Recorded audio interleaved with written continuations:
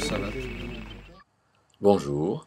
Aujourd'hui, on va parler de sexualité, mais on va en parler en premier lieu de manière assez basique, avec la question pourquoi sommes-nous des êtres sexués? La, la Genèse est un livre qui parle de nos origines, et dans la Genèse, on voit que Ève, la femme, a été prise du côté ou de la côte d'Adam, et donc on va essayer de répondre à cette question de la sexuation. Pourquoi la sexuation? En cherchant à comprendre qu'est-ce qui s'est passé quand Ève a été prise du côté d'Adam. Alors, avant de rentrer un peu dans les détails, on va voir que dans cette histoire qui nous est racontée, euh, Dieu a endormi Adam, il a pris un côté d'Adam, il en a fait Ève. Alors voyez le geste que je fais, si Dieu a pris un côté d'Adam, c'est qu'en fait, euh, aux hommes que nous sommes devenus, il manque un côté.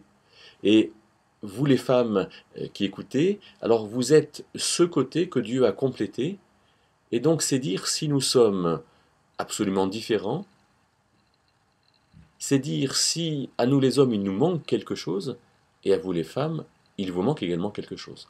On pourrait dire que finalement nous sommes extrêmement, nous, masculins et féminins, extrêmement différents, mais extrêmement complémentaires, puisque vous les femmes vous êtes le côté qui nous manque. Mais c'est dire aussi si les relations entre les hommes et les femmes sont difficiles.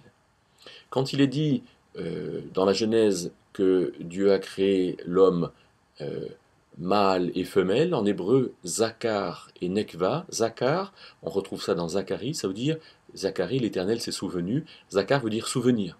Qu'est-ce que ça veut dire? C'est pas évident de donner un sens à ça. Et Nekva veut dire perforation. Perforation comme si finalement la femelle, la femme, était l'être qui donne la vie, qui donne quelque chose, qui transmet. Là aussi, c'est pas facile de donner un sens à tout ça. Mais regardons un peu de plus près ces trois chapitres, Genèse 1, 2, 3, et ce qu'ils nous disent. En Genèse 1, l'homme et la femme sont créés ensemble et pour un même but.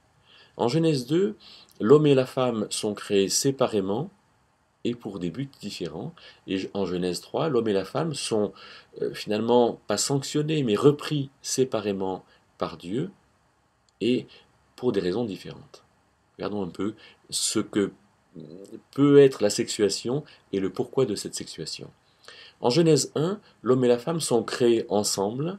Genèse 1, versets 26 et 28, c'est Dieu fit l'homme à son image, il le créa à l'image de Dieu, donc l'homme et la femme sont créés à l'image de Dieu, mais il les créa, mâle et femelle. Ils sont donc créés ensemble. Verset 28, il dit à l'homme, mâle et femelle, il leur dit, fructifiez, multipliez, remplissez la terre, dominez, assujettissez. Donc voilà un but qui est un peu d'être sur la terre les représentants de Dieu, ceux qui vont remplir la terre et l'assujettir, hein, et l'organiser en quelque sorte, un but qui est commun pour l'homme, qu'il soit mâle ou qu'il soit femelle. Mais en Genèse 2, alors on voit que Dieu a formé l'homme et après Dieu a formé la femme. Et Dieu a formé l'homme pour qu'il euh, cultive et qu'il garde le jardin, donc qui sont des actions particulières, cultiver, garder.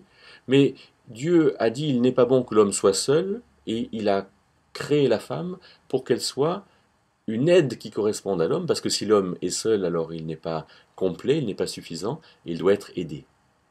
Donc le rôle de l'homme est de cultiver et de garder, le rôle de la femme est de compléter l'homme, qui est un rôle au moins aussi excellent, parce que si l'homme est tout seul pour faire ce qu'il doit faire, il n'est pas suffisant. Alors les machistes pourraient dire à la femme tu n'es qu'une aide, mais les féministes pourraient dire à l'homme mais tu as besoin d'être aidé.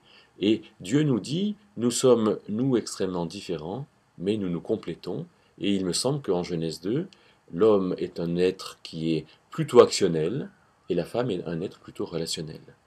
Regardons en Genèse 3. Les sentences, quand les répréhensions que Dieu adresse à la femme, c'est, eh bien, tu enfanteras dans la douleur, et ton désir sera tourné vers ton mari, et lui dominera sur toi. Il me semble que la problématique de la femme, la souffrance de la femme, est une souffrance liée aux personnes. Il n'est pas dit tu accoucheras dans la douleur, il est dit tu enfanteras. C'est-à-dire que le rapport de la femme à ses enfants sera un rapport douloureux, et certainement plus douloureux que celui de l'homme. J'ai 4 enfants, je sais un peu de quoi je parle, il m'a semblé que c'était vraiment le cas dans notre couple. Le désir de la femme est tourné vers son mari. C'est-à-dire que la femme est un être en relation. Il semble que Dieu a donné à la femme un organe relationnel que n'a pas l'homme, et cet organe-là fait qu'elle a des souffrances particulières. Quelles sont les sentences adressées à Adam, à l'homme? C'est tu mangeras difficilement, tu travailleras difficilement. Ce sont des sentences concernant l'action.